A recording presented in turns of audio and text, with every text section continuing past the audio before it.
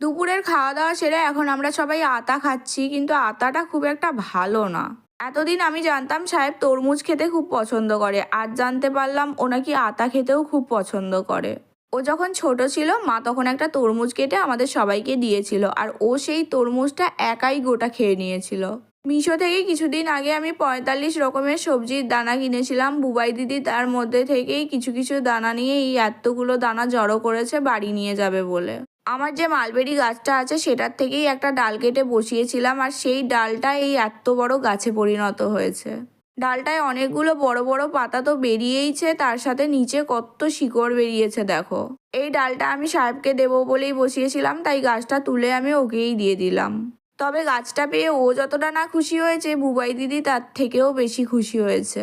এবার চলে যাচ্ছে বলে বাবানের মনটা খুবই খারাপ হয়ে গেছে, তাই ও সাহেবকে বলছে, তুই আজকের দিনটা থেকে যা, তোর বাবা তোকে কিছু বললে আমি তোকে দত্তক নিয়ে নেব।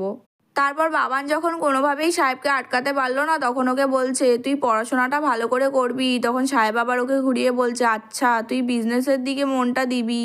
এতদিন থাকার পর সাহেব যখন বাড়ি যায় তখন সব থেকে বেশি মনটা খারাপ হয় বাবানের, কারণ সাহেব সবসময় বাবানের সাথেই ঘোরাফেরা করে।